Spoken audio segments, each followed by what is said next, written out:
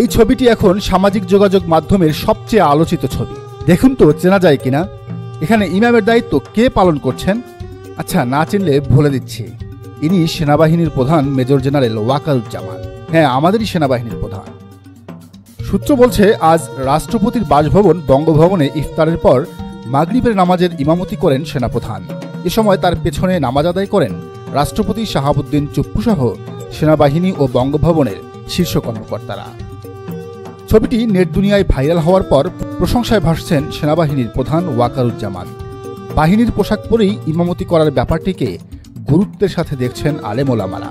তারা বলছেন, রাষ্ট্রের সবচেয়ে গুরুত্বপূর্ণ একজন ব্যক্তি ইমামের দায়িত্ব পালন করছেন, এটা বাংলাদেশের মুসলমানদের জন্য গর্বের। তিনি যে একজন মনে প্রাণে মুসলমান, এটাই তার সবচেয়ে বড় প্রমাণ। আর এরকমটাই তো হওয়া উচিত।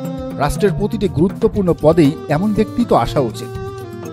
এর আগে নানান সময়ে বিভিন্ন মাধ্যমে উঠে এসেছিল সেনাবাহিনীর প্রধান ওয়াকারুজ্জামান একজন প্র্যাকটিসিং মুসলিম। তিনি 5 ওয়াক্ত নামাজ যেমন জামায়াতের সাথে আদায় করেন, তেমনি প্রতিদিন অনুবাদ সহ কোরআন তেলাওয়াতও করেন। তবে এই ঘটনার পর তা আরও ভালোভাবে জানল দুনিয়াবাসী।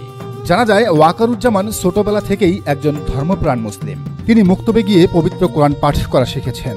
সেনাবাহিনীতে চাকরি করলেও শত ব্যস্ততার মাঝেও নামাজ কখনো ছাড়েননি। রোজা, জাকাত, এমনকি ইসলামের সকল মৌলিক ইবাদত সঠিকভাবে পালন করে থাকেন ওয়াকারুজ্জামান। তবে এই ছবি প্রকাশের পর কিছু আশঙ্কাও থেকে যায়। বিশেষ করে ভারতীয় মিডিয়ায় বিষয়টিকে নেগেটিভ হিসেবে উপস্থাপন করা হতে পারে। তারা এমনভাবে বিষয়টিকে উপস্থাপন করবে যেন বাংলাদেশে খেলাফত প্রতিষ্ঠা হয়ে গেছে আর তার নেতৃত্ব দিচ্ছেন ওয়াকারুজ্জামান।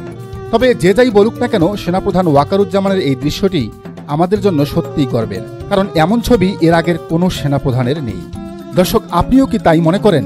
জানান মন্তব্যের ঘরে। আর এই চ্যানেলে নতুন হলে সাবস্ক্রাইব করে বেল আইকনটি বাজিয়ে দিন।